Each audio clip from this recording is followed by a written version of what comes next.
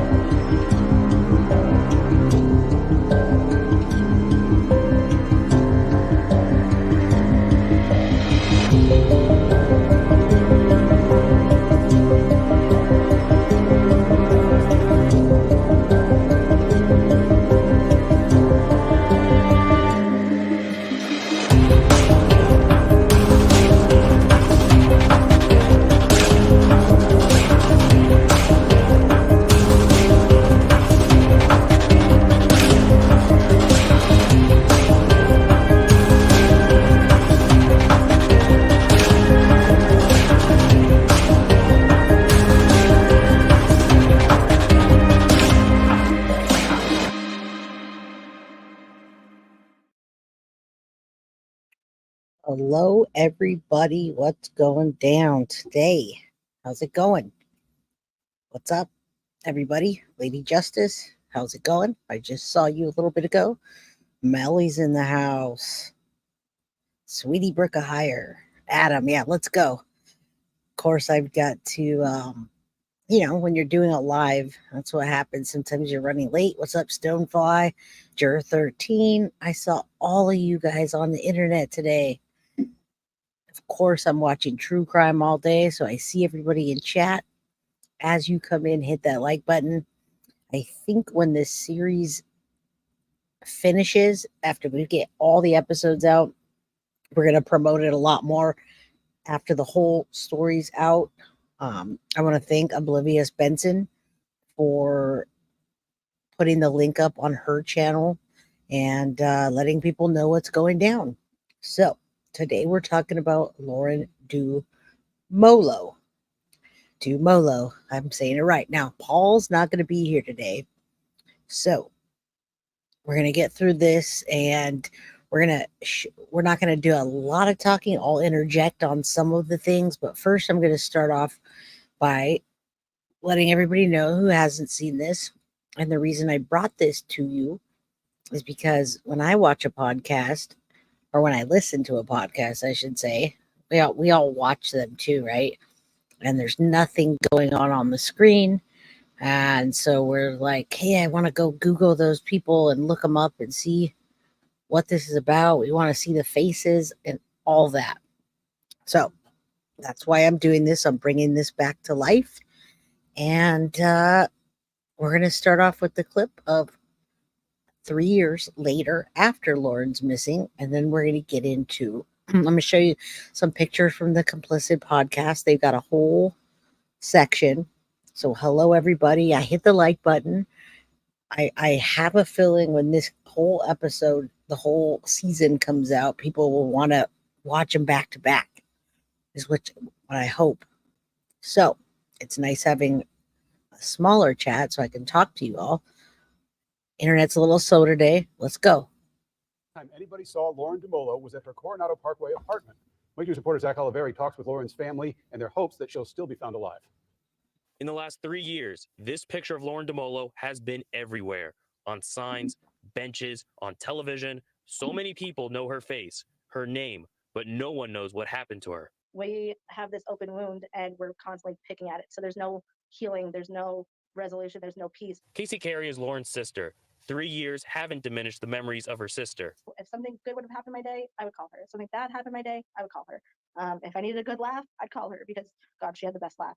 It was annoying at times, but the best. But no one's laughing anymore. Cape Coral police are still working Lauren's disappearance. She was last seen at her apartment off Coronado Parkway on June 19th, 2020, with her purse found at Four Freedoms Park, then reported missing on June 21st. I just want this all to end, this nightmare to end, and just know that she's at peace. That's what the family wants. Peace. And sometimes this is a little low, folks. I know my voice carries, but when you're playing a clip, it's a little low. So I apologize for that. Maybe turn it up. We're almost done with this section, and then we'll get to a little bit better sound. I don't know if the internet's doing that today. It's a little slow. Answers on what happened 3 years ago to give them closure. It's been hard on By the way, that was the last time she was seen in the video, and then she disappeared. And we know people don't disappear. Happened 3 years ago to give them closure. it's been hard on her, the entire family. It's hard to process something like that, and not everyone knows how to handle it. She's very missed.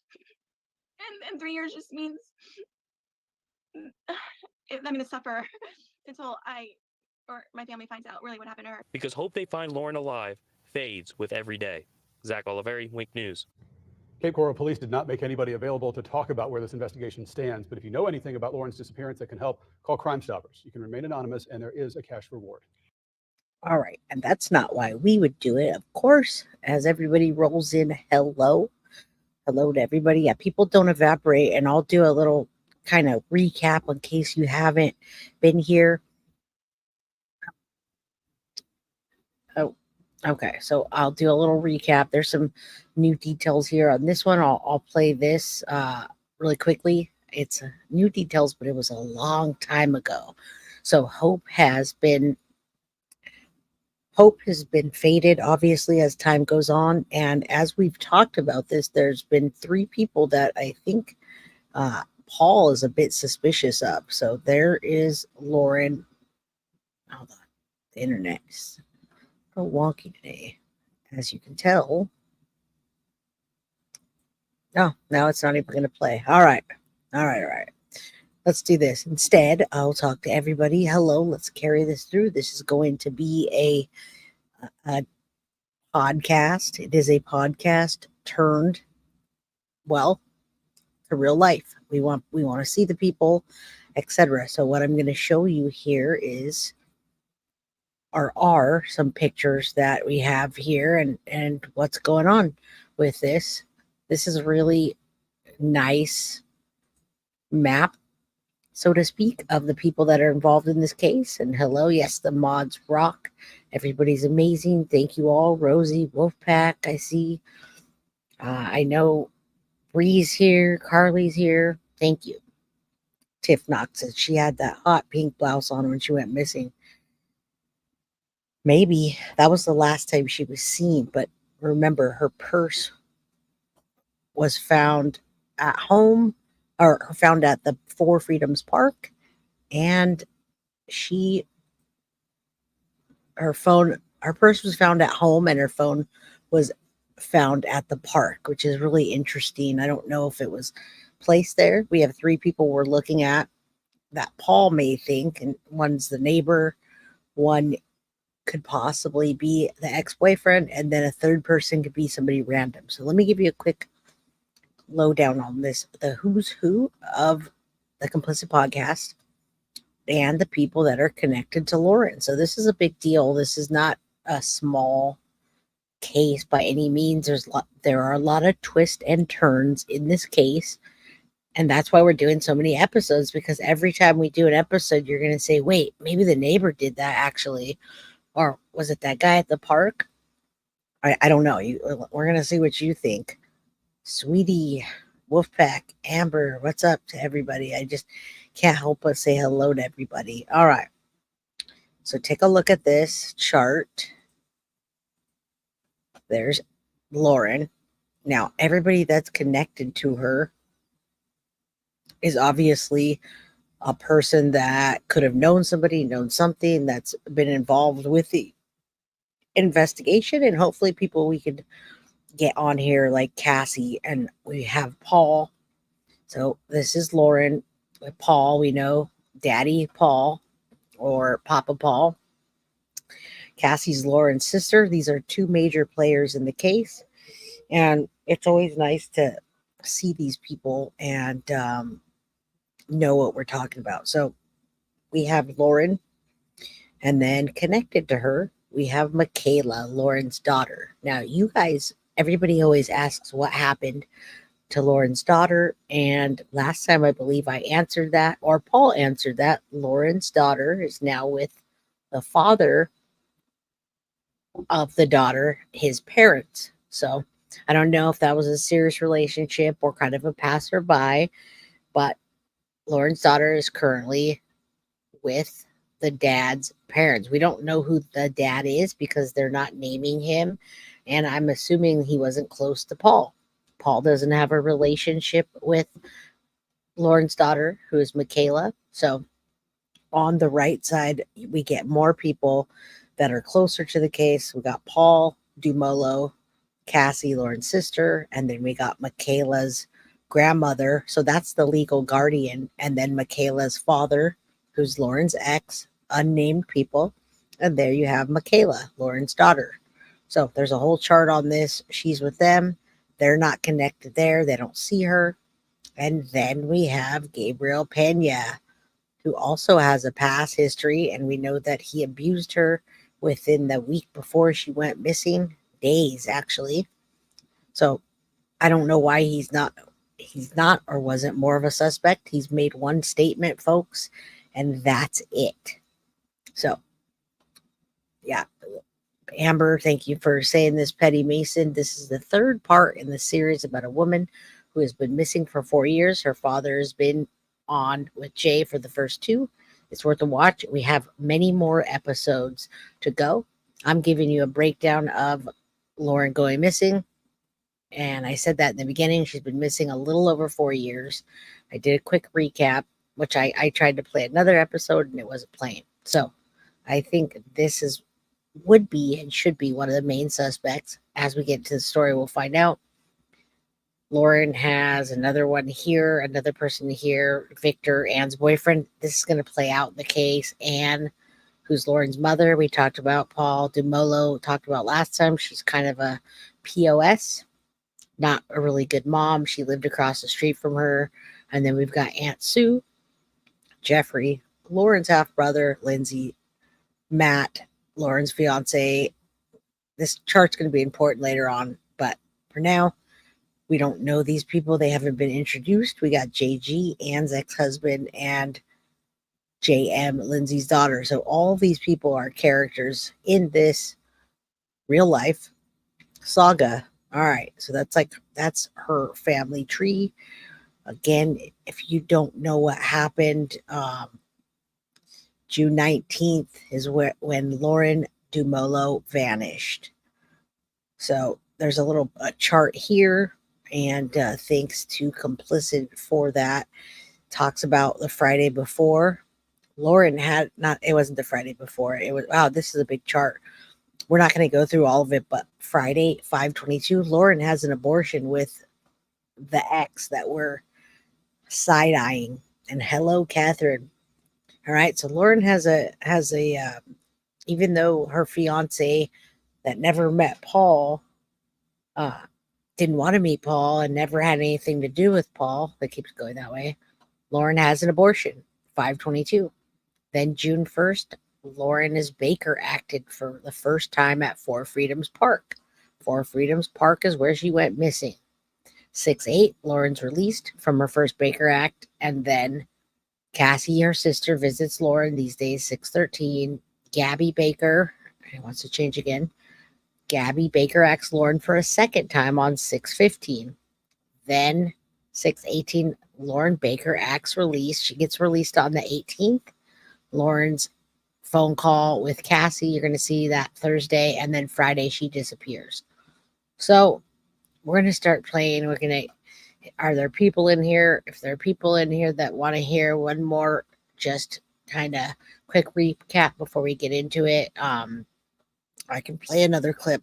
It's funny is I got demonetized on an episode from playing Dr. Phil. Does anybody remember episode 1 where Dad talks about being on the Dr. Phil show and him not liking Dr. Phil?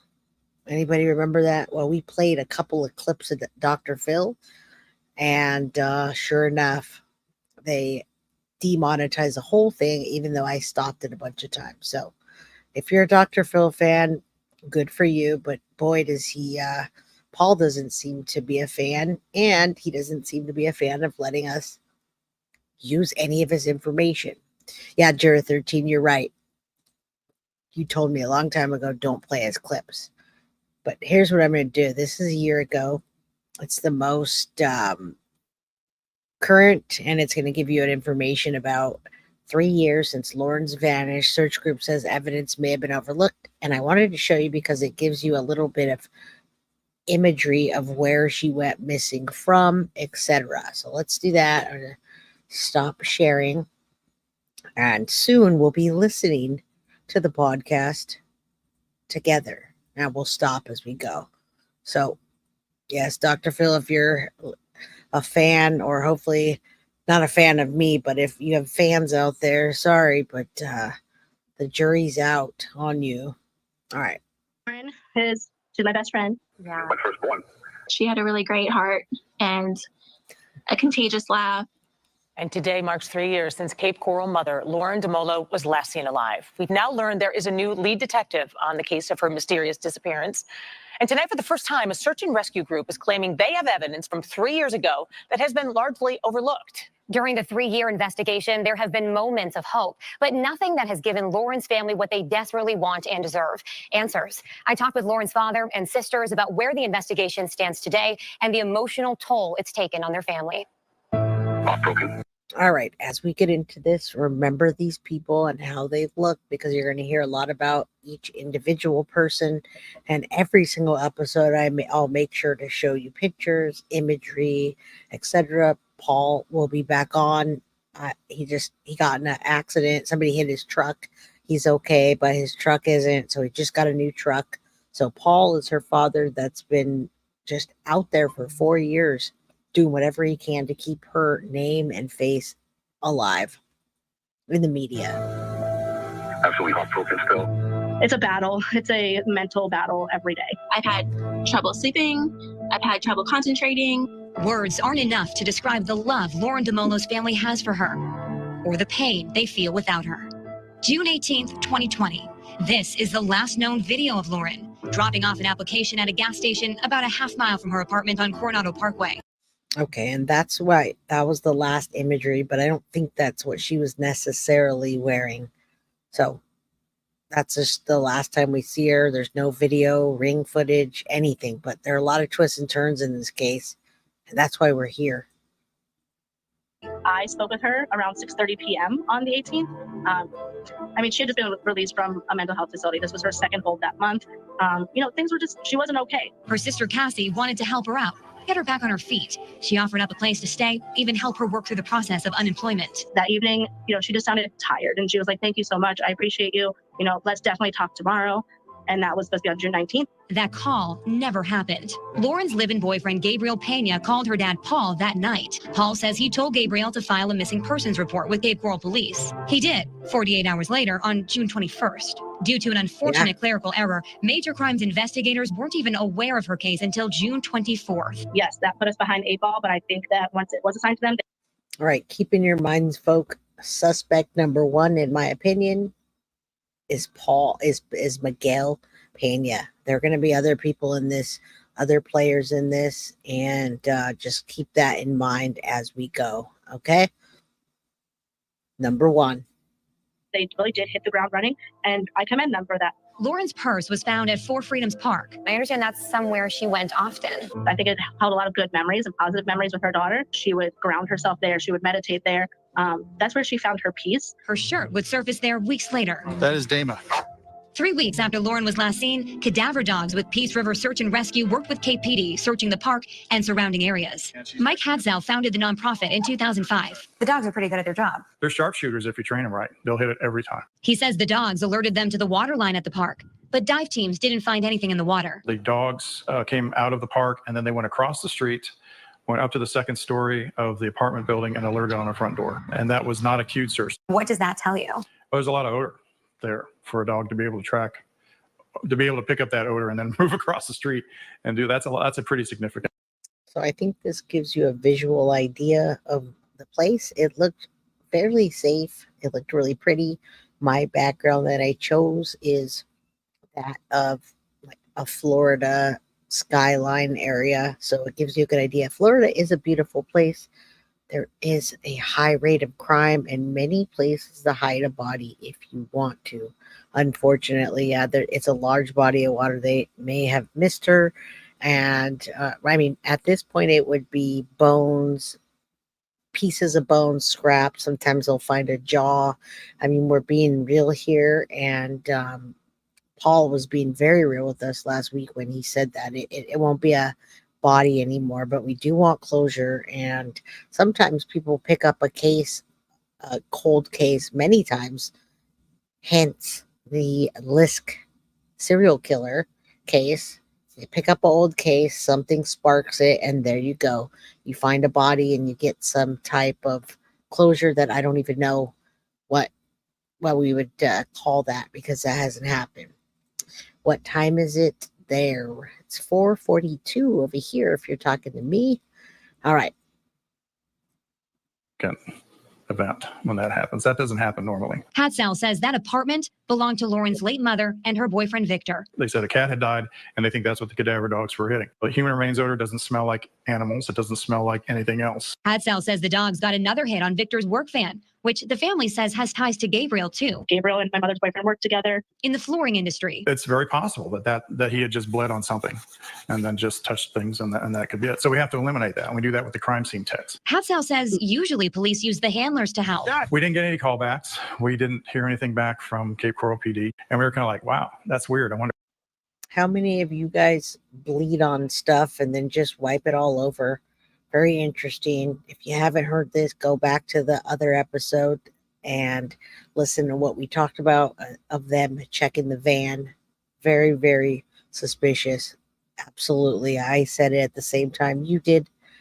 Very suspicious. And in my opinion, I think we need fresh eyes on this case. What happened? Lauren's dad, Paul, wonders too. I think she was murdered by her boyfriend is what I think. No one has faced any charges relating to Lauren's disappearance, leaving Lauren's family in the same position 1,095 days later. Do you believe there's any chance that Lauren is still alive? I always hold on to that chance because our body has never been found. They described the last 3 years as an emotional roller coaster. It's been detrimental, seriously, to our entire family. A battle between hope and reality. In the back of my mind, 1% of me thinks, maybe out there somewhere. But in my own mind, I've kind of come to terms with the fact that I don't believe that she's going to come home alive. And I think anyone who has like a soul or a conscience or a heart should just come forward and just relieve us of this pain. Pain that doesn't go away with time. It's never going to end until I get an answer. I always said that, I will never give up. They say the path toward healing starts with one word. Closure. Closure. They're all saying closure and kept hostage. I think you're going to find out with lots of twists and turns in this case. Yeah, you got to watch part 1 and part 2. You're going to get a lot of different theories, but human trafficking is a real thing in that area as well, especially in that particular area on the coast. There are a lot of things. So that's another, when I say there's 3 suspects in my mind so far, that's the person that we don't know that could have trafficked her. There's the boyfriend, and then there's the next door neighbor, which you never know. If you go back, you listen to that, you'll see what I'm talking about. Everyone says closure because they want to find out what happened to her. Yeah, that's the word that they're saying. And I don't know what type of closure anyone ever gets from that. Sure. Yeah, listen again, because Healing starts with one word. Closure. Now, I spoke with Victor on the phone. He told me he doesn't know why the cadaver dogs hit his van or apartment. This guy doesn't know why. But he said he and Gabriel had nothing to do with Lauren's disappearance. He thinks Lauren was running with the wrong crowd and her disappearance may have been drug related. Gabriel wouldn't return my calls. Now, there is a new detective on the case. I requested to speak with him, but Cape Coral police say it won't comment on an active investigation. Now, Hatzell with Peace River Search and Rescue told me he actually doesn't even work with Cape Coral police anymore, but he has spent more than a year working with the family, volunteering, searching a number of other areas in Southwest Florida, unfortunately, none of which have turned up anything. Crime Stoppers still offering an $8,000 reward for any information. Let's hope they get some from this. Yeah, this family. All right, so anybody local, I know Carrie, you're in here. You brought Paul to me, and yeah, none of this sounds right, and it's going to get even deeper and deeper. We're barely in episode 3. So that being said, let's get to episode 2 of Complicit, and you'll hear exactly what I'm talking about when I say that. All right. So this is a podcast we're bringing to life, and it shows you the characters. Normally when a podcast happens, you have to kind of look stuff up yourselves. And this way I'm bringing as many people as I can bring on and doing what I can to keep this alive. So let's listen to this, and I'll pin up your questions and chat with you while we're playing it. And comment. Was allegedly last seen on June 19th, 2000.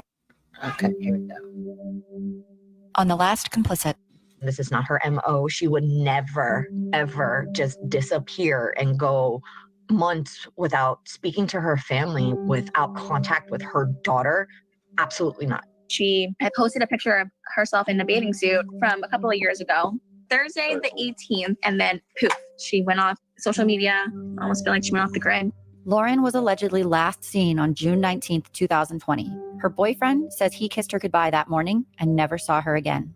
Cape Coral police reported that an anonymous man says he saw her that morning walking down the street. And I said, the girl you're supposedly in love with and engaged to has not been home and is missing. And you're not going to be there or go looking for her and see if she comes home. I said, I got a big problem with all of this. After 3 days of no one seeing or hearing from law enforcement, a missing persons case is filed. Law enforcement gets involved, and Lauren's missing persons case gets upgraded from missing person to missing and endangered. The search for Lauren is on. I'm not going to stop until I find out what happened to my daughter. Now, I want you to know the police didn't pick up on this right away because of Lauren's history. Her history was that of being Baker acted a couple of times and having a history of drug abuse. And so that famous line of somebody saying, oh yeah, they're hanging with the wrong crowd, that's probably what happened. Get off my back. And it seems that's where the police went in this case. Let's listen. Lauren Dumolo vanished without a trace on June 19th. A new clue in the disappearance of this Cape Coral woman. Police say Lauren Dumolo could be in danger. That clue is Lauren Dumolo's purse. Someone found it here at the park on June 19th, the same day she was last seen at her apartment. Where is Lauren Dumolo?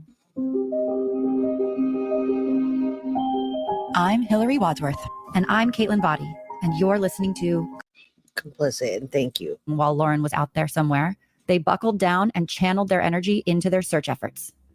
On Thursday, June 25th, Paul, Cassie, Lindsay, and Matt went back to Lauren's apartment to search again for clues.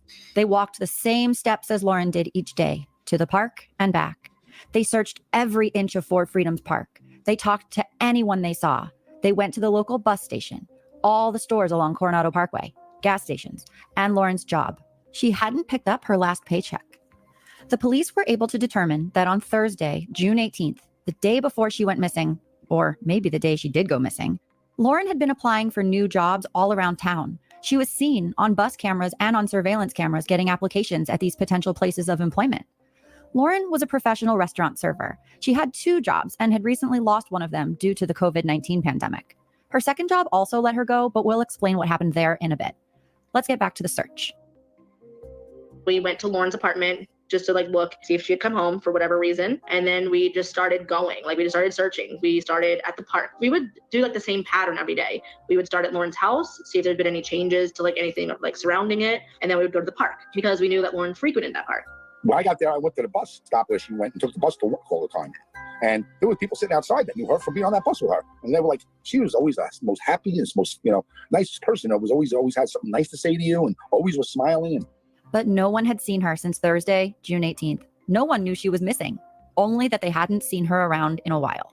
We all grabbed some flyers and we were like, okay, let's just walk down all the blocks that lead to Lauren's apartment. If we saw people, we'd be like, hey, have you seen this girl? Or we would just Now, this is what real people do that are really looking for somebody that's missing. So you want to tie this into other cases that we're working on where people aren't actually doing that.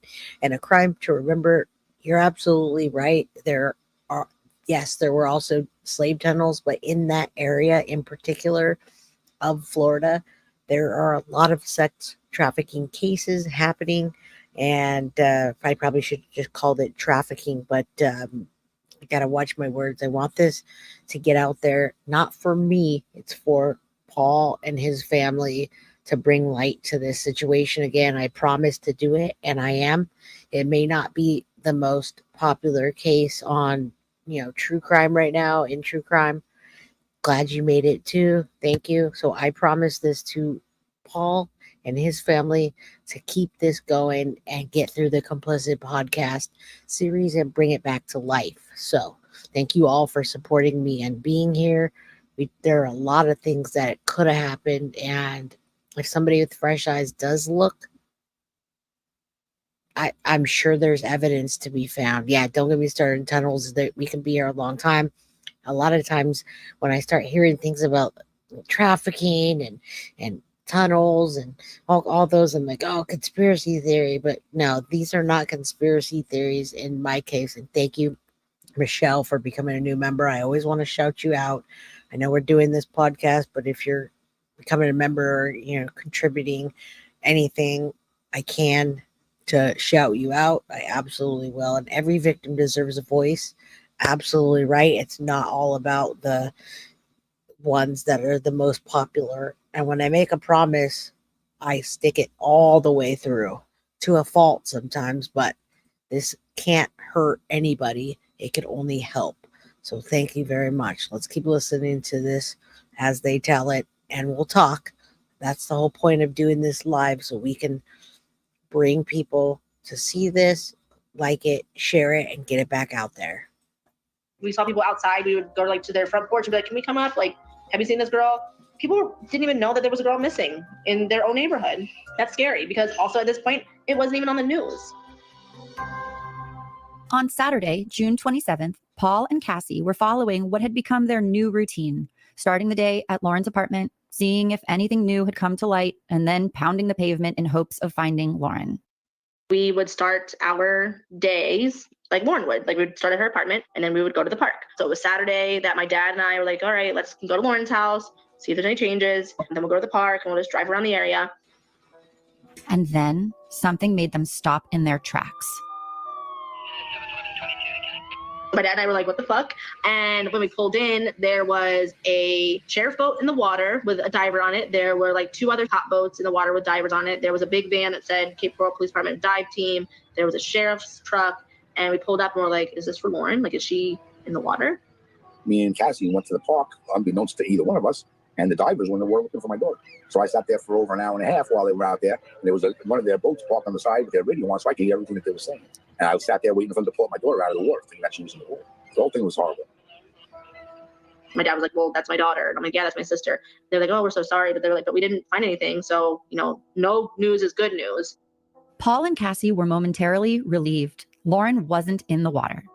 Detective Jones spoke with them later on that day to explain why they weren't informed in advance of the search.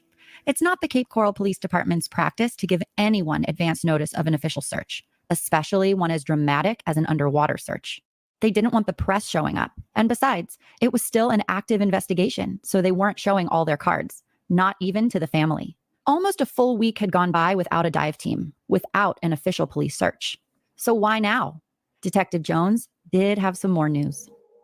We haven't told you this yet, but her purse was found in the park here on Saturday the 20th. Lauren's medium-sized black shoulder bag had been turned in to a Fort Freedoms park ranger by a park goer that previous Saturday, June 20th, the day after she went missing, 2 days after her last contact with family and friends. We don't know who turned it in. Her wallet was in her purse, though it was unclear if any cash was missing. And her ID was there, which is how they knew it was Lauren's bag. But there was more. Right next to her purse, and also turned in that same Saturday the 20th, were her shoes and the keys to her apartment. But there was something missing. Her wallet was in there. Her keys were in there. Everything was in there, except her phone. Thank you all for being here as well. I want to say you're part of something bigger. You're donating your time with me and dedicating that to Lauren Dumolo and Paul and Cassie and the family. And that's what I'm doing with this series. Complicit won awards. This is an award-winning podcast. podcast, folks. They put lots of time and effort into this series, and it's a really amazing series. And sometimes when you do something like this and then you remake it, it gets picked up on by somebody even bigger. So maybe a station will pick up on it, maybe the police will pick up on it. So we want to raise awareness, and thank you for being part of the awareness. You're donating your time with me to be here and tell this story 4 years later. So thank you for being part of something bigger than just listening to, Trump, a different version of it. And that's important as well. It's very important what happened in this country that we live in. It's very important. Prayers to his family and to the world for what happened in this time. But it's also important to hear a story like this and to bring it back to life so that maybe it is something bigger. Maybe there are other victims out there that maybe it's not the boyfriend and there are other victims that we're going to find. But I just want you to know that I appreciate you for being here and donating your time with me to Lauren Dumolo and her father. Many people, Sydney Web Fest, Las Vegas Independent Film Festival, Barcelona International Film Festival, they all won. They all gave an award to this podcast, Complicit, for the work they did. News Media Film Festival. And I said Lonely Wolf. That was the London International Film Festival. So they all felt this was worthy. And I feel that it's worthy 4 years later to bring this back and show you who's involved. So thank you. Her cell phone, if you remember, was in Gabby's possession, which he gave to Matt after he showed up to Lauren's apartment to get his TV when Matt, Lindsay, and Cassie were conveniently there. And just to remind you, it was unusual for Lauren to leave her phone behind. Aunt Sue did a little investigating of her own. She asked Victor if he noticed anything out of the ordinary that previous Saturday, June 20th, the day Lauren's purse and other belongings were found. Victor had also worked on Saturday. Victor would always pick up Gabby. But that morning, Victor walked downstairs and Gabby was coming from the park. And the park is right across the street from my sister's apartment. And Victor said he was right there and said, I thought I was picking you up. And he said, no, I was looking for Lauren. And he said that's how, when he found out that Lauren did not come home. We'd like to take a moment to thank our sponsor, Bonafide. Bonafide provides natural solutions for perfectly natural symptoms. We don't need to listen naturally. And code Complicit. Oral until he got some answers. Paul basically had uprooted his life to find his daughter, his firstborn. Paul, Cassie, and Lindsay spent the next several days continuing the search, talking to local business owners, talking to Lauren's friends, and he's still doing that. Paul is dedicated to keeping this out there and doing what he can. Happy birthday, Tiff Knox, by the way. Bus drivers searching again, everywhere. Remember, Lauren didn't have a car and didn't drive, so it was logical to start with her apartment and go out from there. No one had heard from Lauren since June 18th. She hadn't been seen on any public cameras since June 18th. She hadn't posted on social media since June 18th. Aside from Gabby, it seemed like Cassie was the last known person to talk to Lauren. And then I spoke with her on June 18th in the evening. It was about 6:30 p.m. And we had tentatively made a schedule to talk the next day because Lauren had lost her job and I was going to help her get set up with like unemployment. So she was like, oh yeah, that'd be so great. So we were supposed to talk on Friday, June 19th. And then when I called her that day and sent her messages, I just never got a reply. Since this is still an open investigation and we don't have access to police files, we can only assume Detective Jones was doing everything he could to find Lauren. And sometimes that does mean getting the press involved. On Monday, June 29th, 10 days after Lauren's disappearance, the local news channel, Wink News, covered the story. They put up an array of Lauren's pictures, gave a brief overview of the case, broadcasting live from Four Freedoms Park, of course, and asked the community for help. Help would be on the way shortly, but until then, it was up to Lauren's family to keep searching. Chapter 5. Our job. The shirt off her back. And it's our job to keep this in the light as well. So this is guilty of crime in the dark, because right now we're in the dark with her missing, but every single one of you that's here is keeping it alive. You're liking, you're sharing, you're subscribing. And yeah, I agree that law enforcement failed her. And as we go further, we're going to hear how many times that they were failed. Good evening to everybody that's here. You guys are all helping and being part of something that's bigger than just watching TV. Thank you. Sorry. On Wednesday, July 2nd, nearly 2 weeks since Lauren disappeared, Cassie, Lindsay, and Matt continued their search. They started in Four Freedoms Park as a nod to Lauren, since she always started her day in that park.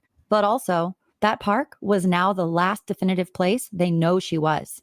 If the Beautiful found park. purse, keys, and shoes could be taken at face value, of course. We decided to like head down to Cape Coral, and I had suggested to like Lindsay and Matt, like, why don't we just start at the park and really walk around and try to get Lauren's perspective, like what she would see on a daily basis, like kind of just like look at the world like she looked at it, look at the area like she did, see if we see anything that's weird or stands out or like creepy people or anything like that. So we started at the park. We walked the entire perimeter of the park. We searched everywhere, like bushes, like just looking for any kind of evidence or trace of Lauren or anything. But for all their efforts, they came up empty-handed.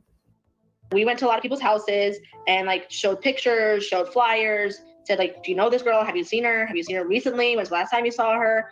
And we did that for hours, like 2 or 3 hours. Then like we had decided to call it a day, and I was like, all right, like we had parked over at the park, and like, let's just walk back over there. And we were like, okay, let's just like walk around the park one more time. You know, at the edge of the park, there's this tree that kind of like overhangs, and there's like a dock that has like a space between it. And I just like wanted to look there. So I started walking that way, and Matt and Lindsay were behind me. And at that point, Matt goes, what's that? And Lindsay starts running, and she's like, Cassie, Cassie. So we both start running towards it. I said, look right there. There's a shirt. Clear as day. And Lindsay went right. Now, that is the shirt that they found from Lauren. Now, EquiSearch may want to pick this up after 4 years. Anybody that we can reach out to for help in this case, they just found Lauren's shirt. How did it get there? Who left it there? Why didn't they find it before? All good questions. Who had access closest to that park? Why weren't there camera shots? Did they do a thorough investigation? This is why we're here. All thoughts are good thoughts, and she could be right there. She could be right there, right in front of, in plain sight. I always say people and things hide in plain sight. And thank you all for being here and listening with me and thinking of all these ideas, because this is what it's about. A community bringing Lauren home. Running, picked it up real fast. Like, wait, don't touch it. Don't touch it. She said, this is her shirt. And it was the burgundy shirt just laying in the sand. It wasn't buried in the sand. It wasn't wet. It wasn't dirty. It looked fresh. I mean, if Lauren went missing on the 18th or 19th, there's no way that that shirt had been laying there for 10 days without any of us seeing it. We go to that park 2 or 3 times a day every day. It wasn't even there earlier in that day. Me and Cassie were there every day, twice a day. That shirt was never in that sand, ever, ever, ever. And we actually did a news thing there where they set up right there where the shirt would have been with their cameras and all, and there was no shirt there. It was clear as day, one of her favorite shirts. There's so many pictures I found of her wearing it.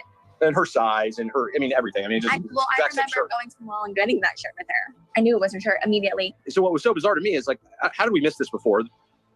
Detective Jones and forensics arrived within 10 minutes to do a forensic sweep of the surrounding area.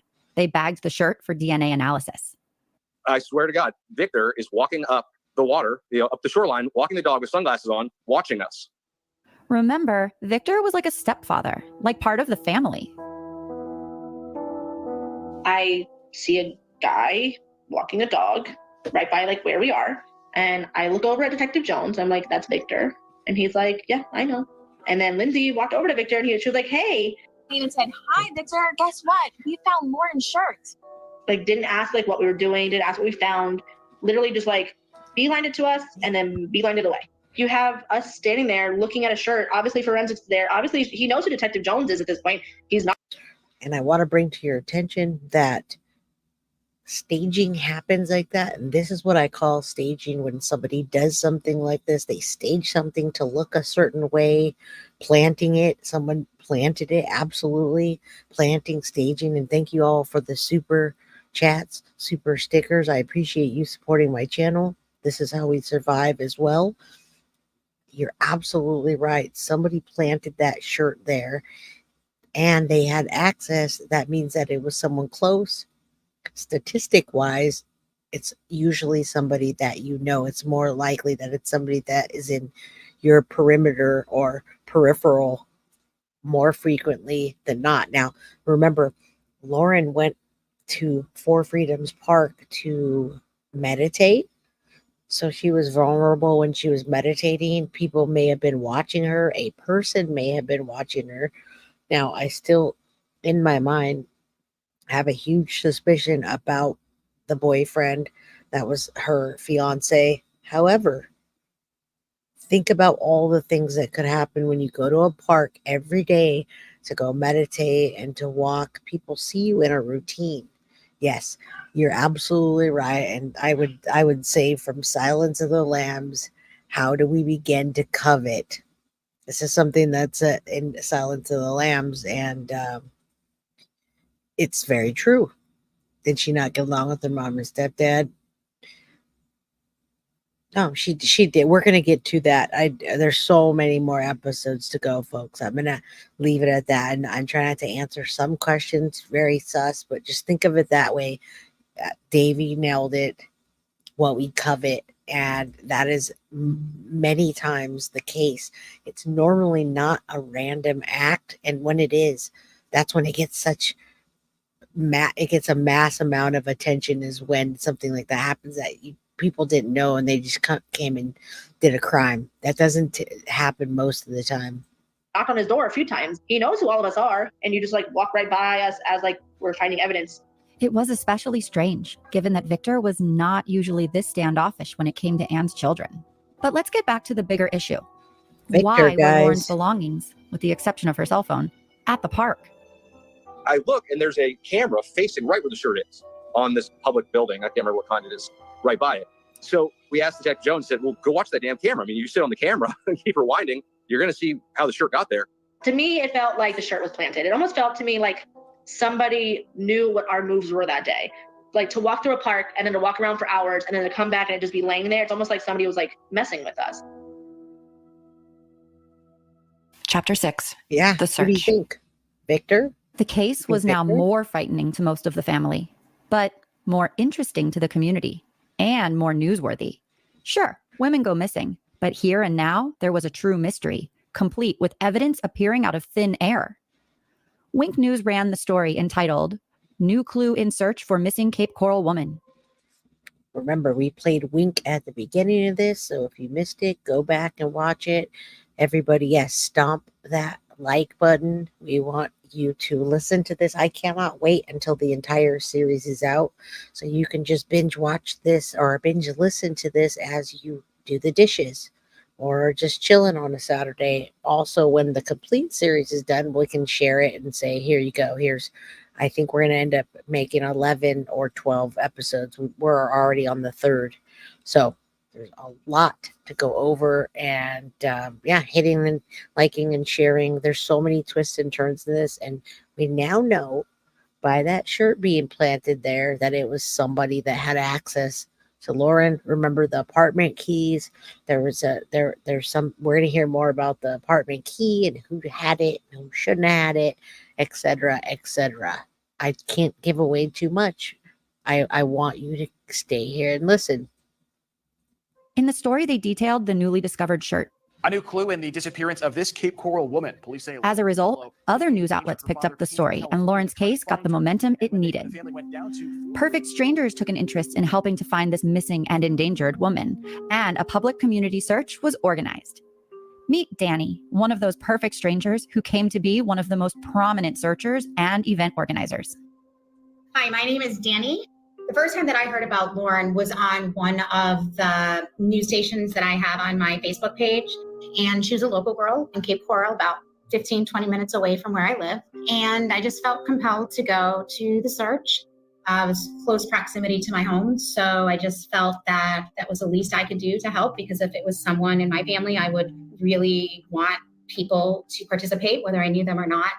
And so that's why I went there. And the fact that it has evolved into what it has, and I have been able to be part of this, it's special, it's bittersweet, and I feel that it was a calling from Lauren. There's a reason for me to be here. The first public organized search was July 7th, 2020, 2.5 weeks since Lauren's disappearance. Danny arrived ready to hit the ground running. Little did she know that she would become a key part of Lauren's search efforts. When I went to the search, along with everyone else, we had certain places to go look. And about halfway through the search, I met her sister, Cassie, and we hit it off. Now, these are all people that are good people that care. They're just like you all. You're not here to listen to somebody put other people down, or you're not watching videos of people getting hurt, the videos. And sometimes we have to laugh and decompress and watch cat videos, etc. But Amber, be safe when you're out there. Every time you go out, always look around, watch out. You're going to getting ready to go to lunch, have some fun, but always be safe and always let someone know where you're going to be. Thank you for the gifted. I'm glad that you re-upped your membership, Mitzi. I'm glad that you made it to our community. All of you that are here are part of this right now in this very moment of bringing Lauren, her case to light and trying to bring her home for the family. So keep your head on swivel. Absolutely. I always keep one earbud in, one earbud out. I'm never oblivious. In a super unfortunate situation. And from that day forward, her family and I have just become super close. While Lauren's friends, sisters, father, and complete strangers like Danny were taking an interest, passing out flyers, going door to door to ask questions, there were 3 people who were absent from any of the organized search efforts. Her mother, Anne, her mother's boyfriend, Victor, and her boyfriend, Gabby. So the first public search that we had, Victor showed up and only showed up to talk to me for like a minute. All right, Victor was one of the people in the van. We showed that earlier, the chart. And Gabby is who we call is Gabriel Pena, her boyfriend. He only made the statement because he was scared of Paul, in my opinion. What's up, Malibu Surfer? Always love you. And you guys are going to be on a rewatch alert for all of these episodes when they come out, because I promise you, you're going to be hooked. You're going to really be hooked. Yeah, Gabby. He's a bunghole. So he didn't help at all. He didn't care. You can see the real people from the fake people in this series. It's going to help you in real life to understand how things work and how communities come together as we're doing now. You guys are great people. I think if there were a real search and we are in proximity of each other, that we would all be together searching. And on that note, I know that we're talking and we want to bring Lauren home. Hit the like button so we can get in the algorithm. I want you to know an update on Elijah Vu. We believe on July 26th that Elijah Vu's mother is going to change her plea or change her, how she's pleading. So stay tuned. I got that information today. If you've been following Elijah Vu, I'm wearing the Hope for Elijah band. Okay, so I'm here for Elijah. I'm here for Lauren. I'm here for Maddie. I'm here for Sebastian. I'm here for every single case that I cover and the ones I watch. And then try to badmouth Lauren, but he didn't actually go out and search. He was just there for like the meetup, and then he left. I mean, the meetup was across the street from his house, but still. Victor returned to his apartment across the street from Four Freedoms Park, but soon the search would come to him. After the search, which was about 2.5 hours, we were ready to leave, and I said, I want to go to one more place before we go, and I want it to be in close proximity to Four Freedoms Park. So I looked at the apartments across the street, and I said, I'm just going to pick one. I'm going to bring the flyer. I'm going to ask them, and then that's it. And for some reason, it led me straight to Lauren's mom's house and her boyfriend, which is super random, but then it kind of gave me a sign like I was supposed to continue looking for Lauren. I met Victor and I said, hi, have you seen this person? Her name is Lauren Dumolo. She's been missing. And I didn't know who he was, but the first words he said was, I am Lauren's dad. It was strange. He said that her mom was in a wheelchair and that's why she couldn't participate in the search. The part about the wheelchair is true, but she was in a wheelchair voluntarily. We'll explain this more a little later. He said that they were both devastated and they had absolutely no idea what had happened and that they wanted to find out what happened. And he said that he did not know the search was occurring that evening, and had he known, he would have participated. Except he did know about the search. Just 2.5 hours earlier, he was there at the initial meetup, speaking to Cassie. And then there was Gabby. Or actually, no, there he wasn't. So the first public search that we had, Gabby did not show up. Gabby had told Paul that he was searching on his own. I said, did you go looking for her? She's like, yeah, I went to a couple of stores on the way home, stopped to see if she was in there. I even looked under the bridge. I was like, what does that mean, dude? Yes. Victor gave Danny another reason Gabby wasn't there. Verbal leakage, folks. I even looked under the bridge. Very much verbal leakage. Email me, whoever wants to talk about a case. If you're close to it and you want to get on there, I do the best I can. Thank you for the birthday shenanigan, $5. I'm adding it all to the fund. I need it. I need to decompress. I carry all of this close to my heart and my chest, and when I sleep at night and when I wake up, all of this drives me, and I know it drives you too. Every single one of you could be watching some other breaking news or some other something, and you're watching a missing person and you're listening to a missing person case. That's very important. And when you hear Paul, you know how important it is. Yeah, the mother is in a wheelchair because she's drunk and on you know what, and she falls and she can't walk. So very odd. Her mother is not a good mother. She just gave birth. I asked why Gabby, Lauren's boyfriend, off and on for 4 years, had not been involved in the search. He said that it was because his daughters were in town visiting him and he didn't want them to see him crying. I assumed at the time they were super young. And, at that time, I didn't know one way or another. Later, I found out that Gabby's daughters were much older and certainly could have handled and understood their dad being super upset with the woman that he had been with for 4 years was missing. So that was kind of odd to me. Victor also said that Gabby had been kind of doing his own searches in North Fort Myers and things like that.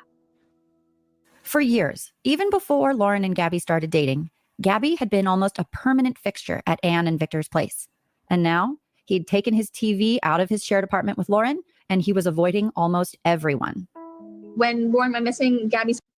For anybody that's lost on this case, I want you to know that this is an award-winning podcast that talks about Lauren Dumolo and how she went missing, why we think she went missing, who we think may have taken her, what.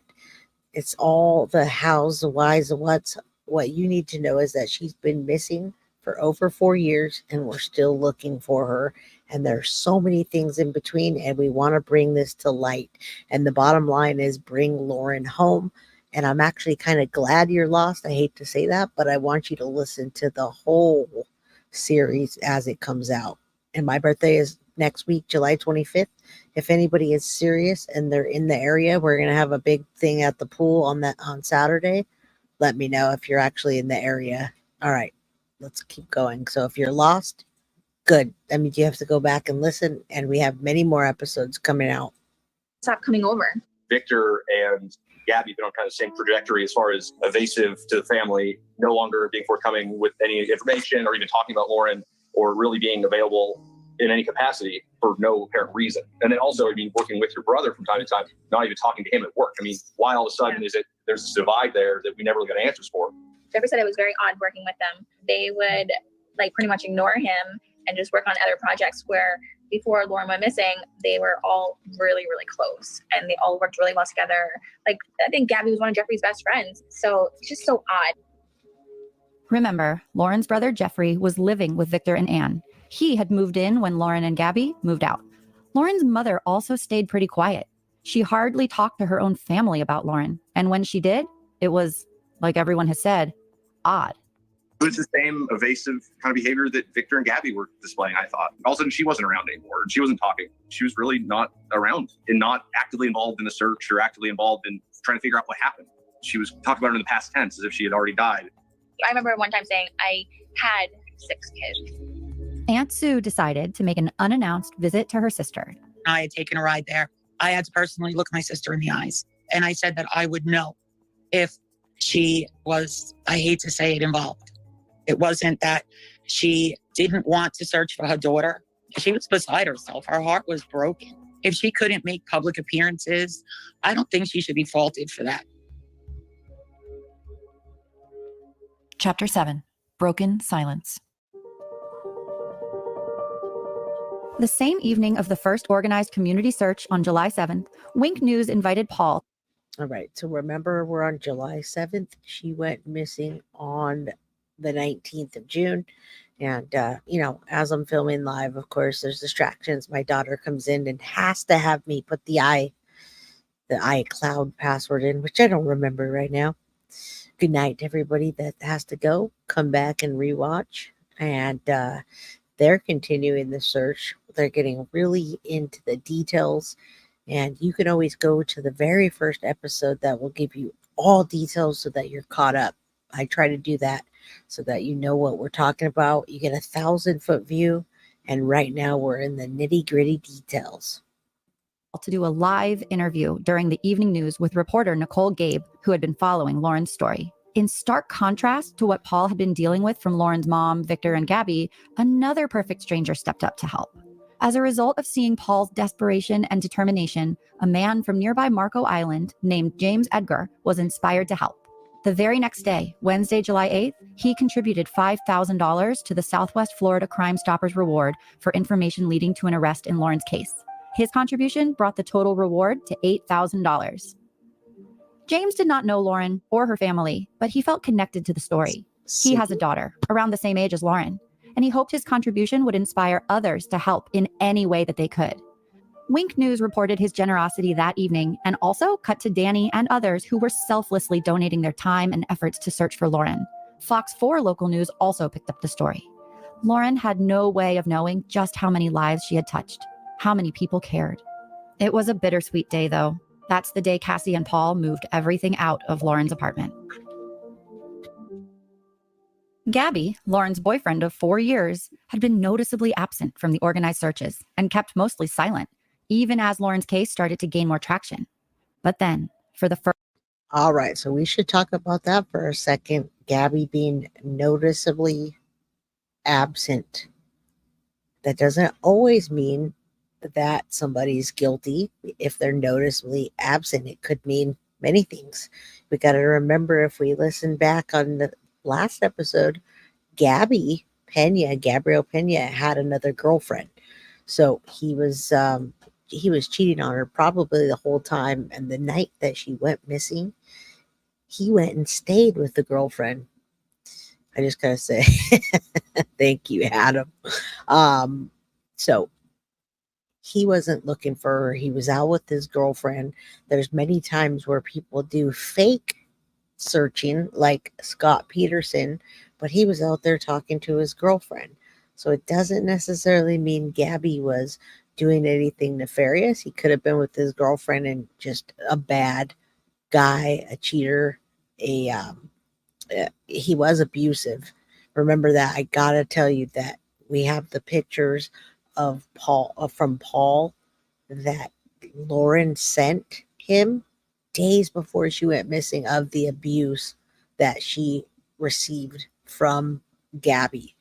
So he was abusive, and here we are, her missing days later. And thank you all, you guys are being really sweet. I'm coming up on 45 years old, and it doesn't make me feel bad when you say things like that. All right. First time, on July 10th, Gabby broke his silence and gave a public interview to Wink News.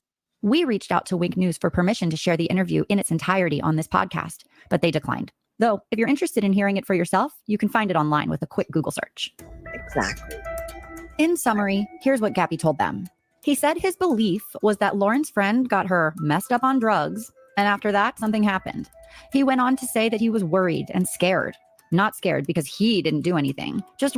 All right, can I tell you something? She wasn't on anything at the time. She was clean. They had done a test. This sounds even more like BS. It's many more flags. just so many things. So when Gabby says that he's trying to throw the police off, I don't understand why, if he didn't do anything wrong or have anything to do with it. It really makes zero sense. I can't understand why you would say that. Hindering an investigation brings me back to Jen Soto. If you just listen to that last clip I played, it's almost word for word and thing for thing of what happened and what happens when people have something to do with a case. Yeah, you guys are amazing. It's the blood. It's my blood. You're going to need a vial of my blood. 1999. Worried something did happen. He said he didn't think Lauren left on her own because she would have at least taken some of her personal belongings with her, like her makeup or toothbrush. He also said that he had spoken with police and passed a polygraph. So Gabby's theory is that her friend got her messed up on drugs and something happened. He will actually later contradict his own theory about her being on drugs, but we'll get to that. As far as the results of his polygraph, these results were never confirmed by police. While Gabby attempted to deflect involvement in Lauren's disappearance, of course he did. Now yes, I do have those. I got to dig them up because I got so many of them. Carrie, if you're on here, I believe that Paul may have sent them to you or he may have sent them to me. You guys both are sending me things. If you have them, please email them so I can show them. They're not too graphic, but they're enough to show that there was abuse. And yes, Paul and I talk very frequently. I don't have a relationship with my father. Paul has offered to be Papa Paul for me. He's so sweet. He says, go have your birthday dinner and send me the check. I'm going to pay for your birthday. And it's not about the money. It's about the caring man that Paul Dumolo is. Paul Dumolo is Lauren Dumolo's dad. And he's just such an amazing man. Their whole family seems really caring and just like good people that I want to be part of their family. And this is the way I can interject into helping the family and being a part of it. This is what I'm going to do. Dedicating my time every week and dedicating my word to you and to him that we will get through every single episode to bring you to the end of this story, every twist and every turn. Jay made a deal with the devil. You never know. All right. So I love you guys. You guys are amazing. Each and every one of you, thank you for donating your time and being here with me today and bringing this story to light. When you do rewatch this and you do have to go back, it all helps because we're getting it into the algorithm. Somebody's going to pick it up. Maybe one of the people where that the award got won, they'll come back, they'll donate, we'll get some news coverage, but all of you are part of that. Thank you. Stella, I love you. Adam, love you. Malibu Surfer, love you. Rosie, the Libra, Melly, beautiful, beautiful Melly. Jay, a baddie. We're all baddies and we're all here for the love that we have inside of us to try to get some semblance of closure for the family. And even if we don't find Lauren, we're putting the effort and we're putting our time and we're talking and we're bringing good things to Lauren's name and we're bringing out the truth. I want the truth to be known that she was not an addict. She was clean. She was never really an addict. She kind of got into it, but a lot of people did in their younger days. So never, ever, ever think that she was that way. They classified it that way, the police, so they didn't have to do their job, in my opinion, allegedly. All right, let's keep listening about the search. I love you all. You guys are so amazing. You're making this so easy for me to do. Lauren's angels, as they now call themselves, aspired to reflect on Lauren, reflect her image out to the world, and a candlelight sunset vigil was organized for July 12th, 2020, 23 days missing. Danny helped to organize the vigil, which, of course, was held in Four Freedoms Park. Another girl who had been involved initially, she was the one who scheduled the first search. She and I had started talking about a week, maybe two prior, and we were really passionate and dedicated to finding out what happened. So she asked me to co-host the event. She had the pastor from the Cape Coral Police Department come, and he said a prayer prior to the vigil. Dozens gathered on the beach in Four Freedoms Park, but one person stood out. We had the vigil, and I invited our mother, and I invited Victor, and I invited Gabriel, and Victor showed up. My mother did not, but it's my understanding it's because she was ill, and Gabby did not show up. Yay. Victor showed up at the vigil. I told my daughter, Cassie, he better not come within 5 feet of me. I said, if he does, bad things are going to happen. And he didn't. He waved to me once. I just stared at him like, you got to be kidding me. But he was only there to see who was there. You know, he was just, I had somebody watching him. And he didn't even know he was taking pictures and taking videos of everybody that was there. I was actually really surprised that Victor would show up to the vigil because I don't really feel like he was welcomed. But I mean, it was. Even Victor and Gabby showed up to the vigil, folks. I think she just said Gabby, but even Victor, even a person that's not her mother or father or whatever. So I always want to bring it back to so you understand and you're learning when things happen, like Jennifer Soto not showing up for Madeline Soto. It's just a clear indication of how people work. The world is not that mysterious, folks, and there's patterns to be seen, and verbal leakage, behavioral analysis, etc. Brenda Pavey, you're absolutely right. It shouldn't matter if she was an addict or not. She's a human being, but that is not how the police department works. It's just like the Lisk murders and the women that went missing. It was just like, oh, they went missing because they were, they were the workers on the street that it doesn't really matter that much. That's the mind. Back in the 80s, Jeffrey Dahmer, they didn't care because it was a bunch of homos. Okay, so if you look back on that case, they get labeled that way. We're not perfect. We're human beings and people have stigmas, and it shouldn't be that way. You're absolutely right. So I just want everyone to know that she was a wonderful person, a good mom, wonderful, excellent mom from what I hear. And so many people have come together for her. We're here coming together for her once again and not leaving her in the dark alone. May she rest in peace. I believe that she is our angel now. They haven't found her, but she's watching over us just like Maddie. And in my opinion, Sebastian is there as well. Open to the public and by all means, but I also feel like he was there for a reason, and I don't think it was like a wholesome reason. As an outsider with little knowledge of the family dynamic, Danny also noticed that Victor was behaving in a strange way. When Victor came, he just kind of stood in the back, and he kind of came after it was over. So there were only a very small number of people still there. Cassie, her dad, myself, and a couple of other people. I'm not sure who they were, but he was just kind of sitting in the background. He didn't speak to anybody. I believe Lindsay, Lauren's sister's daughter, was kind of like sitting next to him or on his lap. And Paul had said, he better not come over here, or you don't want to see what's going to happen. I had just met Paul, so I really knew nothing about the family or Lauren or any type of dynamic that I was to.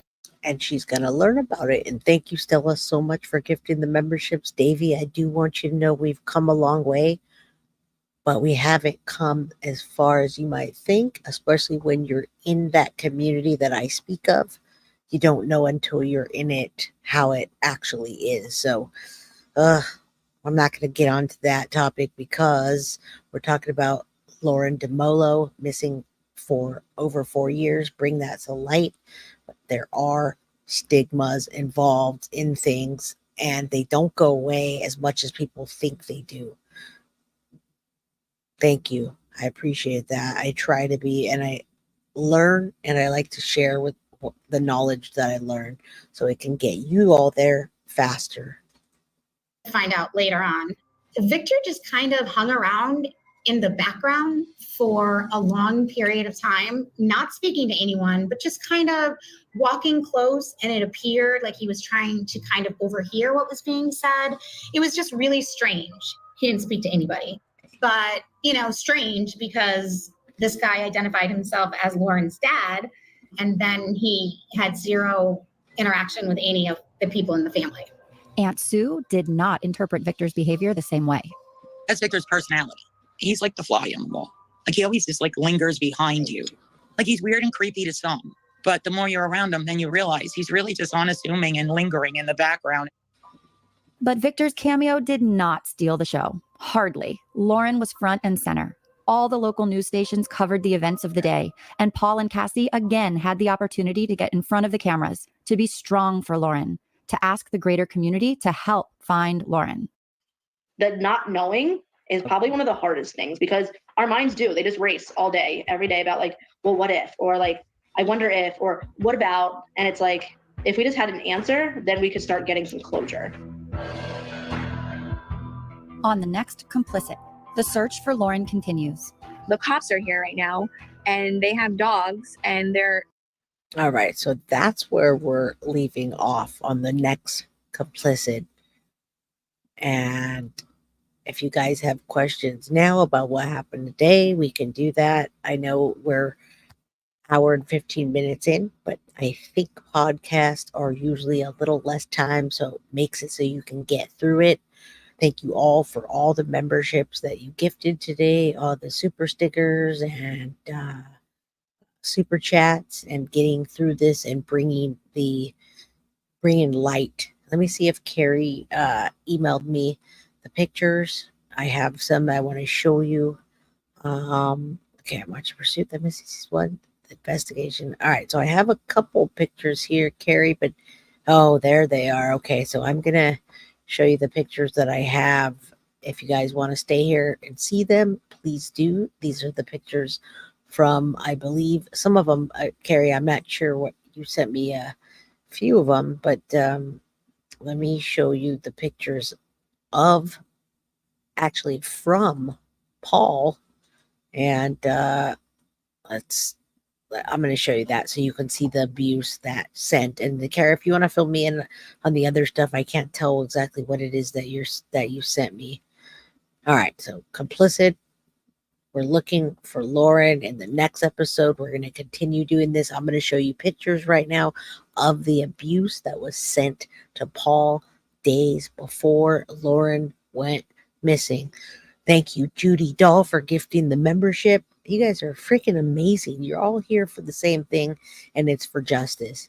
That is me and Paul's text, and he explains it. It's hard to tell. I'm going to go through it. I'm going to show the pictures of the abuse days before, so you can see what she sent her dad. And can you imagine how dark that must be to get a picture like that from your daughter of what I'm going to show you days before, and then her go missing, and then have this guy that never really talks to you be evasive?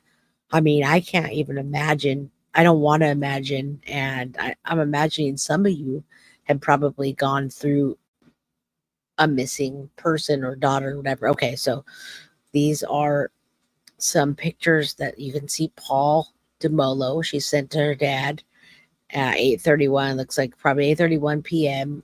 And this is her. Looks like she was taking a shower. So let me see how that looks on my screen so you can see. Okay, there's a couple other pictures. I wish I could gift memberships on my.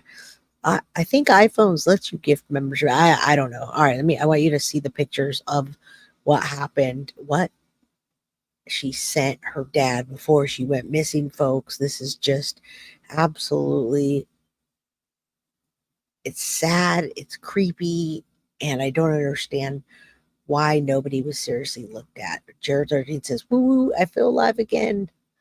Would like to think. Yeah. Okay, so all right, let me get to this. I'm going all over the place. All right, so you can see, I don't know if those are grab marks or scratch marks, or I can't really tell what that is, but you can see a cut like an older bruise, and then he grabbed her neck as well. So she's showing the picture right there. If you guys can see that, I zoomed in. Okay, there you go. He was choking her, and you can see the marks on her neck, and you absolutely can, folks. You could see the grab mark right here. And then this one, so he was trying to choke her, and then she went missing days later. And then that was probably her fighting and trying to get away. So, what do you think about that, everybody? When you see something like that, do you are we still not thinking that the boyfriend had anything to do with it? Yeah, sad. I think there's some more pictures that they sent, but you can see the hand mark like right here. Let me get through there. Yeah, necks are a bad sign, very bad sign. And then days later, and she sent that to her dad. Thank God, although it didn't help. All right, I'm still sharing my email, so let me just see what else I can show you. Yeah, poor girl. And these are the things that you don't see on a podcast because you can't see podcasts. Horrible hot mess. Hey y'all. Okay, let's see what else I got here. All right, so let's screw up. All right, so this is why I like bringing the podcast to life, folks, because all right, that is where, and let me see, there you go. Oh my goodness, thank you so much for the birthday shenanigans again. Happy birthday to all the Leos this month and to everybody this month. We got the Cancers, we got the Leos, Leo season's coming up. All right, so this is what you can't get in a podcast are the images and the pictures and the behind the scenes that you can see. Malibu Surfer, you're right. Gabby sounds like a real POS. I used to know one of those. I need somebody I want to finish this series so bad so I can blast the whole thing out there and get the attention of somebody to open their eyes. Maybe a private investigator could look into it. I don't know. I have ideas for days, but I can't do it until I finish the series. Thank you so much, Petty Mason. Deb, as I call you, happy birthday month. Happy birthday month to me. Leos celebrate for the whole month. Alarm bells is right. Okay, so look at that beach. I'm going to pull myself down a little bit so I can, you guys are amazing. And I hope I didn't miss anybody's super chat or super sticker. Okay, let me show you the place. That's why we're here and not just listening to a podcast, because as much as I love podcasts, I now found my passion on YouTube so that you can visualize. Anybody watches Sword and Scale, put a number 1 in chat. Sword and Scale is one of the best podcasts ever made, in my opinion. And I wish I could bring that to life because I'm sitting there Googling the pictures as I go. Thank you, Judy Dahl, for gifting a Guilty of Crime membership. You guys are not going to be disappointed in that. Yeah.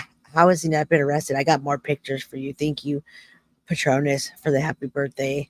I appreciate you. All right, let's look at that. This beach is a beach I would go to, or your daughters would go to, or you would go to. Look at that. Look at that beach. That's awesome. Thank you. Yeah, Em, you know what's up. You know what's up. Thank you. And we're doing it together.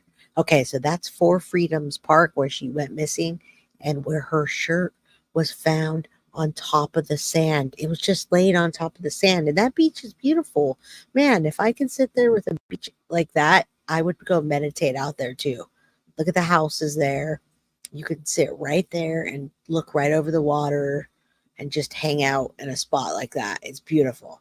Now you get grifters as well in places like that, but thank you, Carrie, for sharing that. I have more pictures to show you folks. So that's my goal every week, is to bring it to life and show you.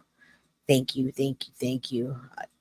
I live in California, so I do get to see that often. So Brad does too. He hasn't. We're going to get into that. We got so much. There is a bridge near there.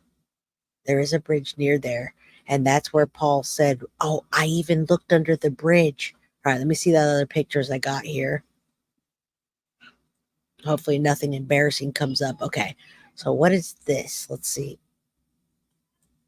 Carl Michael. Okay, all right, here we go. This is awesome. Thank you. Can you guys see this? Okay, let's do it this way. I'll read it to you. This is important, folks. You're here. Let's hear the whole story. Let's see the people involved. All right. So I'm going to tell you each and every one of these people. I'll bring myself here so you can see them better. It's easy. It's better for you to see them. All right. Thank you for still being here. This is important. Carl Michael Crow and all of these people here are in, they look like this is a mug shot. Okay. That's a police officer. Let me just tell you the characters in the story, and thank you again, Carrie. That's Lauren's on again and off again man, Carl. So this is a different person. This is not Gabby. This is the potential father of Lauren's terminated pregnancy. So it sounds like her and Gabby's relationship was, they were both potentially cheating on each other. This guy, Carl, was arrested under charges of tampering with human remains and failure to report a death. He's released on bail, and then he was rearrested. He's currently incarcerated on D-related charges awaiting trial. I'm trying to get around that. I don't want to get doxxed. I don't know if that's the right word. Okay, thank you all for still being here. These are the characters, the creepy characters that we're going to talk about as we go. So it's important for you to see them because, well, I'm visual. Yeah, thank you for the pictures. I'm going to bring you as much pictures and visual images as I can in this series. So thank you. All right. Jose Rivera is an associate of Carl, who we saw just above. He has a lengthy list of arrests in Lee County, which is in Florida, currently incarcerated on the same related charges awaiting trial. Now, these are all people that surrounded Lauren, so it's easy to kind of just go, oh, Lauren was hanging around with shady folks, and yeah, she went missing. All right. It looks like there's a challenge here, a little YouTube challenge. What's the YouTube challenge I missed out on? All right, I'm going to keep going. Sorry. The maintenance man, folks, allegedly spoke to Lauren at the Atlantic apartment pool about available apartments in the area. He claims to be the last person to have seen Lauren walking toward her apartment from 4 Freedoms Park the morning of June 19, 2020. They don't have a picture of him, obviously, and I don't know why. The last person to be with Anne before her rapid health decline and subsequent passing. And I believe Anne is Lauren's mom, the one that was in the wheelchair and faked it. He has arrest records in Lee County, Florida, and Racine, Wisconsin. He lived 12 miles from Gabby in Racine. Shannon Ryan, leader of Lauren and Anne's online support group, currently incarcerated. Charges include kidnapping of a minor. He may be involved in Layla Cavitt's disappearance. We should look into that, folks. And last but not least, Detective Jones. He's the CCPD lead detective assigned to Lauren's case. This is the guy that says he has good success rate. Remember, 14 out of 14 I've solved. 2018 Rotary Club officer. So this is the guy that I feel, and I can say in my opinion, allegedly, has not done the job that we would like. That's him. That's the detective that says 14 out of 14. All right. What did I miss here, folks? All right, I have more pictures. Let's keep going. Thank you for being here. You guys are amazing. Thank you for supporting my channel. Thank you for supporting me. I cannot say that enough. All right, let's look at this. This must be where here's 4 Freedoms Park. Let's look at the above view. All the people seem to love that watch other channels that like Map Time, for instance. So we'll say it's a version of our Map Time, everybody. Okay, rips. Our Map Time shows you 4 Freedoms Park. And yes, Catherine Ficino, if this doesn't get you in with this shady looking cast of characters, I don't know what will. All right, so here is red flag, red flag, red flags everywhere. Who is Gabby in all this? Gabby is the boyfriend, Gabriel Pena, that was abusing Lauren days before and tried to choke her before she went missing. And I'm sorry you have a migraine to blah, blah, blah. Email me later and have a great night to you. All right. Let me show you. Gosh, I go through the times where I feel struggles and I think that I have some age. Thank you for showing love, Just Christine, hitting the like. Thank you so much. All right, here's 4 Freedoms Park. I'm going to pull myself down a little so you can see it from above. This is our version of Map Time. We'll let, actually, at some point, I'll probably end up doing Map Time because it's really just using Google Earth and doing it properly. All right, folks, this is beautiful. This is Four Freedoms Park. You can see why Lauren would be out there all the time. There's an overview, that nice, beautiful cove. It looks like there's some boats back there. And yeah, there's Four Freedoms Park. That is where Lauren went missing from. There's a sky view, and then you zoom way in. Now you know. So now you know what we're talking about, Four Freedoms. And Gabby, we're on and off again. Lauren always would date Carl. You'll hear about it soon. So she was pregnant with Carl's baby, and she had an abortion. Yeah, Gabby was also married, and he also left the night. He left that night that she went missing. SoCal Brad says, yeah, the water she swam across the day she was being chased. That too. That's why I love you all. That is quite a swim for her to have done that. Dion Pill, what's up to beautiful Dion Pill? Love map time too, and I love seeing pictures and images. I'm visual. Gotta see pictures and images. All right, let's see how many. I think we might be done with the pictures. All right, I'm gonna show you one more time just because I want you to see that this is from Paul, and this was the days before beautiful Lauren Dumolo went missing. We're here to bring Lauren Dumolo home and bring light to the case, folks. So those were the injuries, just probably her fighting him back. And he was choking her. You can see the red marks on her neck. And if we used a filter or something, you'd be able to actually see the handprint marks here, or like the finger marks. It looks like this to me, like somebody did that. Oh man, you're too kind. Thank you. Thank you, Susan Travers, for the 1999 super chat. Hello, Jay and Crime Family. I'm just getting on. I hope I haven't missed much. You can go back and do the rewatch crew. And I always recap stuff. So a lot of twists and turns in this, a lot of shady characters. There's one more picture I'm going to get to. Thank you. I appreciate you, Carrie. Absolutely. All right. So that's that. That's terrible, creepy, red flags, all the above. And then our final. Ooh. All right. Trigger warning for anybody that doesn't like, obviously nobody likes violence, but I see it because we do true crime. So I'm going to bring myself down a little more so you can see it a little better. Yes, everybody is so great. You guys are amazing. Supporting your favorite channel. Yeah, I got to catch up on this. Check this out. Paul Dumolo, his daughter sent to him, says he was choking her, and you can see the marks on her neck. So there we go again with the picture, and you can see some redness. Dad knows what she looks like. And then there is it looks like her arm doing this. It almost looks like a burn. Oh, that's a defensive forearm block. That looks like a burn. That's how bad it was. Her forearm, defensive marks from blocking punches. All right, folks, if you guys don't feel like this is shady, this happening right before her going missing, yeah, I don't know what would be, and I don't know what would make the cops not look at that. I often have to rewatch parts because y'all distract me. Yes, thank you, Jojo. Hashtag bring Lauren home. Please, let's bring her home, bring the awareness out, let somebody pick up this case. And we saw that. Okay, so we've got through all the pictures. Now you guys can see my emails now, so you know that I haven't even got to all them yet. Ooh, I'm really big right now.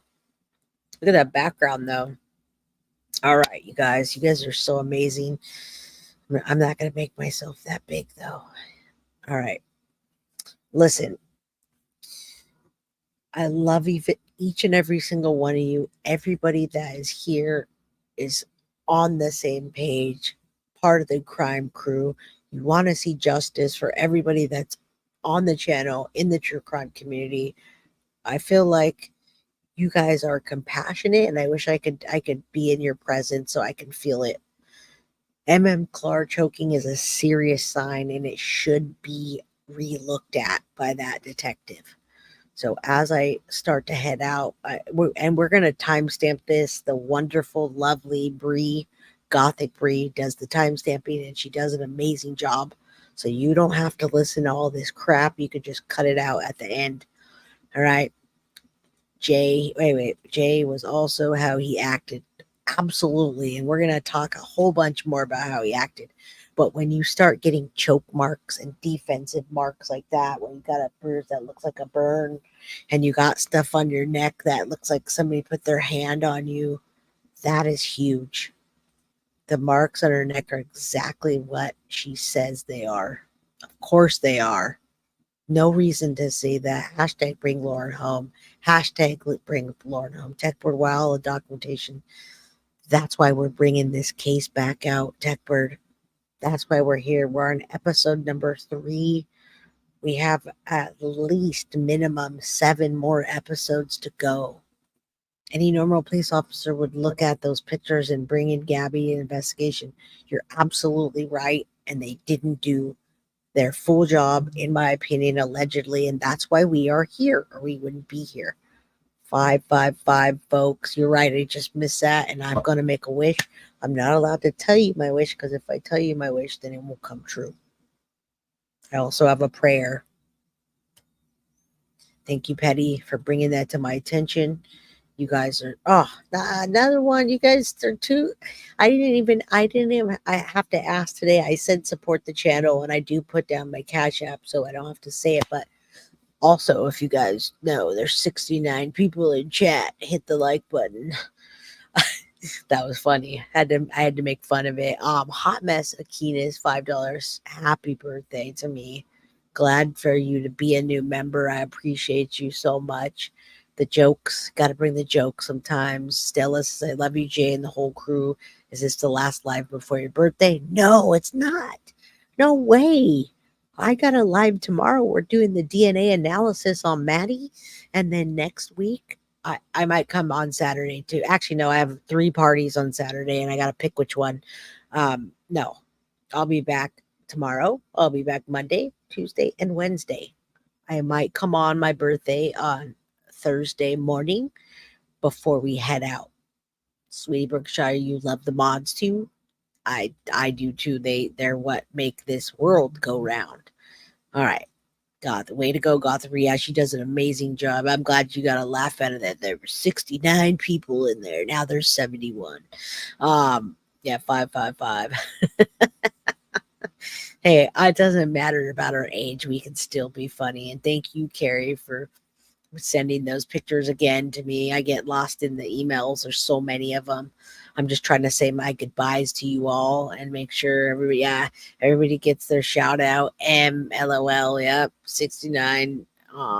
Melly, you're stuck with me now.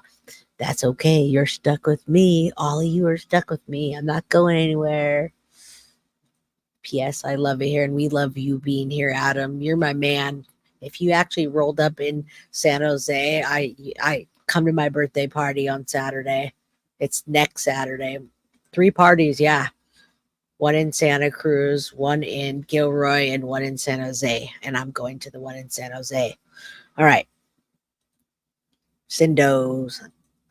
Who doesn't love hearing their name on TV when you're watching it? Stella. Okay, I didn't know. I'm so happy. Yes, I've got at least 4 more shows for you all. All right, so I got everybody. I messed up. You're 69. I have a joke for that, but I'm going to save it. Catherine Vashino, bye. Courtney Dawn. I'm glad you guys are laughing. Hot Mess. Miley. Savage Barbie. Thank you. You are a savage. Your comments say it all. And your beautiful picture as well. I love your beautiful picture. The glasses. Is your hair blonde for real? Just curious. I wish mine would just be blonde. All right. I'm just now saying bye to everybody. So thank you. Bye. Have a beautiful night. Malibu Surfer, Stella, Dion Pill. We love you. Carrie J. Attached email or 2 links. Please check. I will. And we have so many more. Yeah, we're going to call 555-GRY-PUBE. Call right now if you want to get denigrated and called names. All right. Yeah, Discord's just one more platform for me to not check, so I don't want to. I don't get on there too much, but thank you, Bree, for showing that. I have some people that will represent me, and if there's something important, I'll get on there. Mitzi says, Joe, I have a text from a girl who always asks me to go out of town with her. Then I don't hear from her. Then she'll text me and want to take me to take care of her dog. I don't want to. Just say no. We also don't want you to go missing, so please. All right. Love you all. Love every one of you. Thank you for all the birthday love. I will have the best night. Maggie Duke, Tech Bird, Sue, Malibu Sir. Yes, I am spoiled. My mom spoiled me. My mom did that. It's her fault. All right. I'm very spoiled. You guys are being too kind, and thank you.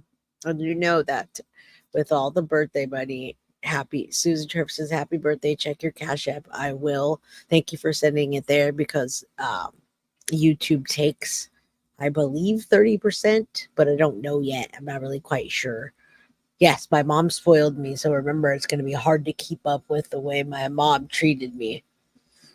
I love you, Mom, when you watch this. And we'll cut all this out for everybody else. Thank you all so much. Have a good night. I'll be back tomorrow. We're going to do the DNA analysis. I love my mom. She's my BFF. I'd love to hear it. Oh, my mom's going to be here tomorrow. By the way, I forgot. So let me tell you real quick. I apologize if it puts anybody out, but I'll be on here tomorrow, 2 p.m. my time, Pacific Standard, which will be 5 p.m. Eastern Standard Time. So I don't want you to miss that. Yeah, Mama Pearls is saying, love my mom. All right, guys. So did you hear that? I'll be on tomorrow at 2 p.m., 5 p.m. Eastern, 2 p.m. Pacific Standard Time because Mama is coming to visit me. I love you all. Good night. Show us your birthday hat. I don't have a birthday hat yet. I don't have. What do you mean? All right, I'm gonna get off. There's 69 people in here, which is perfect. I love you all, and you know I like to just tell jokes. I will have to rewatch my uncle's visitation tomorrow. Yes, it's gonna be a good episode tomorrow. I have the documentation of the analysis of Madeline Soto, and one more thing to watch out for: Court TV is driving to St. Cloud tomorrow. What's in St. Cloud? Well, Florida. What else is in St. Cloud? Maddie's memorial that's no longer there. So we'll talk about that tomorrow, but we're going to talk about the DNA analysis. I'm going to show you the real paperwork, and I'm going to make sure I use the right word so I don't offend anybody. All right? I'm going to get my fancy hat. Yes. Oh, I'm sorry you got to miss it, but you won't miss me because I'll be back around. All right, y'all. I love you all. Be safe. Stay out of trouble or you're going to end up on my show. We don't want that. We want you to be a guest, not a perpetrator. And on that note, I'm out. Love you all. Guilty of crime. I want to thank you for watching. If you enjoyed my content, please share this video, like, and subscribe.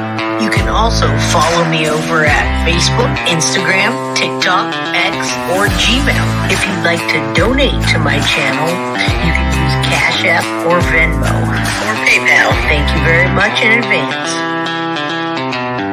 Guilty of crime. Are you guilty of crime?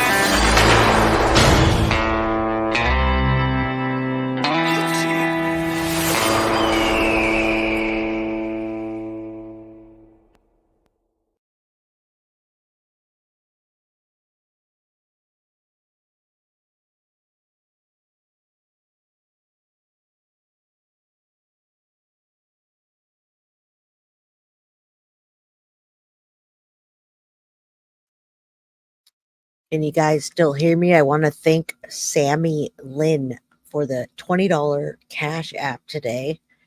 And Susan Travers, if you're on here and you can hear me, Thank you for the $20 Cash App as well. You guys are way too kind.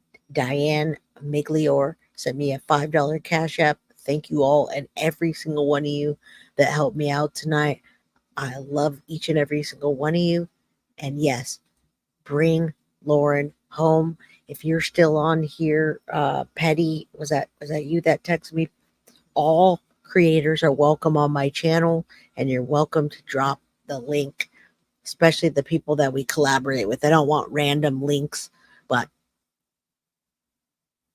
the people we collaborate with are more than welcome. And I love you too, MM, one of my absolute favorites, although everybody's my favorite, of course. It's like having children. You can't really tell them which one's the favorite. All right, I'm out.